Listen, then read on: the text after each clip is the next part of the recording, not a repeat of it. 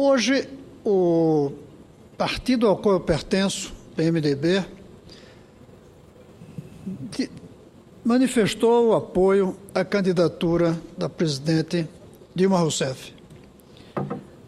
Hoje aqui, o PMDB está demonstrando apoio à presidente Dilma Rousseff. O senador Aécio já está em campanha. O senador Eduardo Campos já está em campanha. E eu me pergunto, quais são as propostas dos candidatos?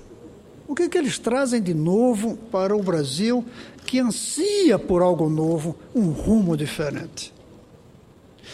O governo atual, a presidente Dilma, pode-se dizer, é continuar o mesmo.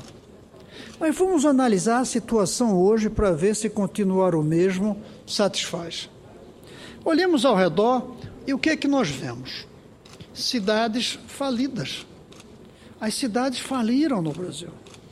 Elas faliram no transporte, elas faliram na segurança, elas faliram na pobreza generalizada.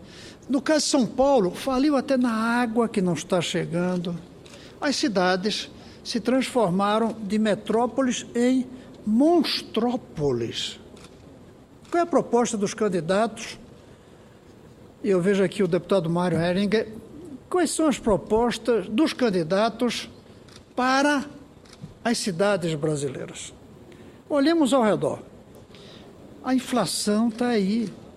A inflação só não estourou ainda, e tudo indica que até o final do ano vai estourar a meta de 6%, por causa da repressão aos preços do combustível e das tarifas elétricas. E isso não segura muito tempo. Essa é uma panela que vai ter que ser aberta em algumas semanas ou meses mais. E aí a inflação vem. Quais são as propostas dos candidatos para que esse país não tenha inflação, quando a gente sabe que esse é um país de altos gastos públicos, como proporção do PIB e da receita, quando nós sabemos que 70% da nossa receita hoje federal é comprometida com programas de transferências de renda que não podem parar por razões sociais. Veja o chamado imbróglio. Se continuamos com esses programas, a inflação estoura.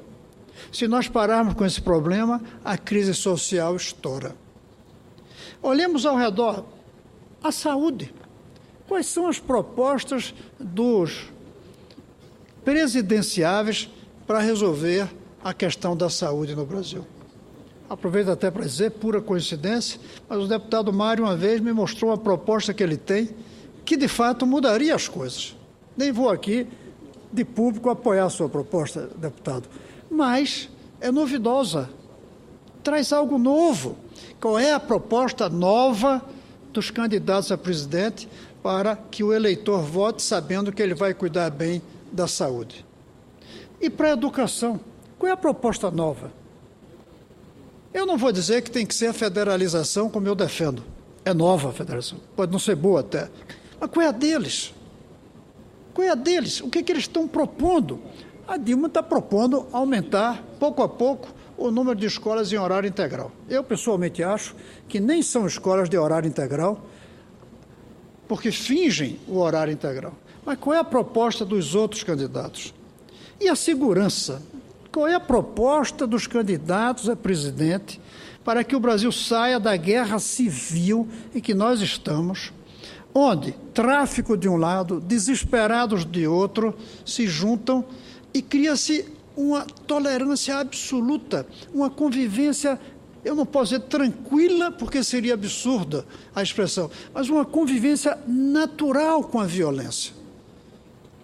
Pais matando os filhos, pessoas que não podem passar na rua sem ser assaltadas, muita gente que não sai mais para um restaurante, os restaurantes se especializando em mandar a comida nas casas porque os clientes não querem vir com medo de arrastão, como teve ontem um grande. Cadê a proposta dos presidenciáveis para a questão da segurança no Brasil? Não estamos vendo. Tomemos a corrupção. Está aí a corrupção, é generalizada, é espalhada, é cínica hoje. Hoje, as pessoas se corrompem preocupadas apenas que não saibam e não de que é uma coisa errada. Deixou de ser pecado, apenas deve ser escondido. Cadê a proposta? O que é que eles vão fazer para que esse país seja um país que haja honestamente? E eu vou colocar mais um desses pontos que, quando a gente olha ao redor, se perturba. O crescimento econômico. Qual é a proposta para duas coisas? Retomar o crescimento e mudar o retrato do crescimento. Retomar o crescimento do PIB e mudar o perfil do PIB.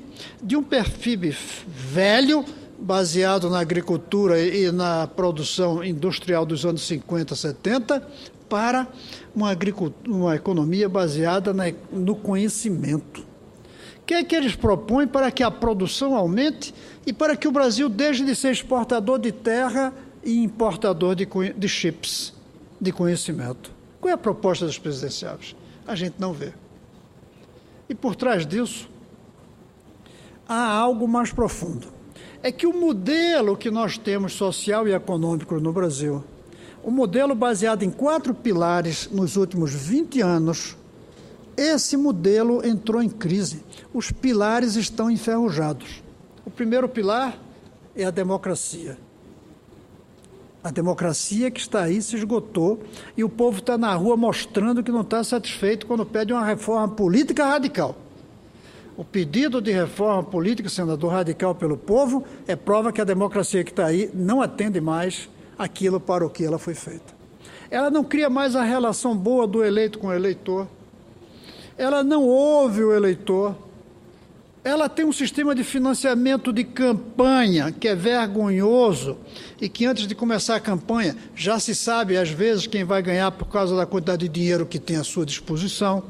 E dinheiro muitas vezes ganha pela corrupção, que é outro dos problemas do pilar da democracia. A democracia brasileira envelheceu, caducou, se esgotou. E como nenhum de nós quer um regime autoritário, é preciso mudar a maneira como a gente faz democracia. É preciso fazer essa reforma política radical para que o país se sintonize com os novos tempos e a democracia volte a ser um pilar forte do nosso modelo social e econômico. Qual é a proposta dos candidatos para retomar e fortalecer esse pilar? Nenhuma. Talvez nem estejam entendendo isso do pilar do modelo. O segundo pilar positivo é a transferência de renda para os mais pobres. Imagine no Brasil se a gente não tivesse, desde 1995, em algumas cidades, depois desde 2001, no Brasil, com 4 milhões de famílias, e hoje com 13 milhões de famílias, graças ao governo Lula e Dilma. Como seria o Brasil sem esses 52 milhões de pessoas que recebem a Bolsa Família? Olhe ao redor e pense em como seria isso. Veja a seca lá no Nordeste, onde eu acompanhei tantas secas quando menino. Não houve fome, porque a Bolsa Família levava o dinheiro e a comida ia de onde houvesse. Não tinha comida lá, mas a comida chegava. Mas essa transferência de renda está se esgotando. Ela não consegue continuar. Ela custa não só a Bolsa Família, a Previdência, de quem não contribuiu, todos os programas hoje custam 70% da receita. Não tem como manter isso por muito tempo, até porque ele cresce. Cresce, inclusive, de tal maneira que se esgota. Mas não é só isso. As transferências de renda se esgotaram como pilar de um modelo, porque é temporária a transferência de renda. Ela não pode ser permanente. E aí eu pergunto, qual é o candidato que está trazendo uma proposta, veja bem, senador, de transformar os que recebem transferência de renda em geradores de renda? Esse é o desafio. Aqueles que recebem renda têm que ser transformados em geradores de renda. Quem é que está propondo isso entre os candidatos?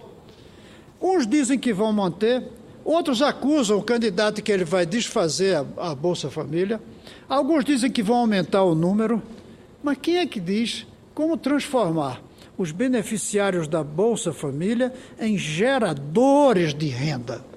A gente não vê. O terceiro pilar é o pilar da estabilidade monetária. Esse está em crise também. Esse está enferrujado pelos gastos públicos, pela desarticulação do sistema de infraestrutura logístico que força o aumento de preços, pelo fato de que é óbvio que tem inflação no país em que o tomate anda 2.000 quilômetros entre o produtor e o consumidor. Onde o arroz sai do Rio Grande do Sul, vai para São Paulo, na Ceasa, e volta para Paraná. Ou vai do Rio Grande do Sul para Belém, para o Pará. Não tem como não ter inflação quando isso acontece. Ainda mais quando a infraestrutura é deficiente. E a gente vê as filas de ônibus, filas de caminhões. Cadê a proposta para consertar o pilar da estabilidade de preços, que é o terceiro pilar? E o quarto, eu retomo, é o pilar do crescimento econômico, mas um crescimento econômico diferente. Um crescimento econômico que produza os bens compatíveis com a contemporaneidade, com o moderno, com o hoje. Que produza aquilo, senador Diniz, que a gente tem que importar porque não produz aqui, porque a gente não cria. Cada pessoa que toma um remédio no Brasil, estou falando diante de um médico, talvez ele me corrija, tem o componente científico do remédio vem de fora. Você pode até ter o nome na caixa de um laboratório brasileiro, mas foi a mão de obra que fez a pílula. A fórmula da pílula vem de fora. Nós não criamos nesse país. Nós somos um dos maiores produtores de automóveis do mundo. Não tem um automóvel criado no Brasil. Na verdade, não tem nada de moderno criado no Brasil. Nós fabricamos computadores, mas os chips são importados. Nós apenas montamos. Como se estivéssemos ainda nos anos 70. Só que em vez de montar bicicleta, a gente monta laptop. E a gente não vê a proposta dos candidatos.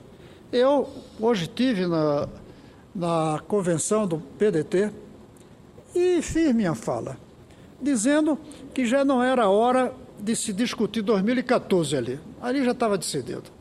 O PDT já decidiu isso desde que assumiu o ministério. E que eu queria discutir a 2015, 16, 17, 18. Eu queria discutir o futuro. E o futuro não pode ser continuar no mesmo. Não pode ser continuar no mesmo, no sentido de achar que as coisas já estão bem. Eu totalmente de acordo quando alguém diz, mas já foi pior. Já foi pior, mas não está bem. Algo tem que ser feito. O povo está na rua. O povo está manifestando-se. E tem gente aqui que se acomodou porque não vê mais 100 mil pessoas. A manifestação de 100 mil foi substituída por 1.000 de 100 pessoas. E 1.000 manifestações pequenininhas de 100, 50, 200 pessoas é uma manifestação mais forte do que uma só de 100 mil. A de 100 mil vai e volta. As 1.000 de 100, elas ficam sempre por aí, pululando nas esquinas, nas estradas, nas frentes dos aeroportos, inviabilizando o funcionamento social, que o pacto social quebrou. Porque os pilares do pacto social, aqueles 4 pilares que eu falei, a democracia, a estabilidade monetária, o crescimento econômico e as transferências de renda, 4 pilares do pacto social brasileiro dos últimos 20 anos, está se esgotando. Não se esgotou totalmente, está se esgotando, está enferrujado, está carcomido. E a eleição é para mudar. Nós precisamos de mudar. Nós precisamos mudar. Eu nem vou fazer aqui propaganda de mudar pessoas que estejam no poder, mas de mudar a postura, o projeto, o programa de quem estiver no poder a partir de 1º de janeiro do próximo ano. Eu estou temeroso hoje do futuro pela falta de discursos propositivos transformadores. Não vou dizer revolucionários, que chocaria muita gente. Transformadores.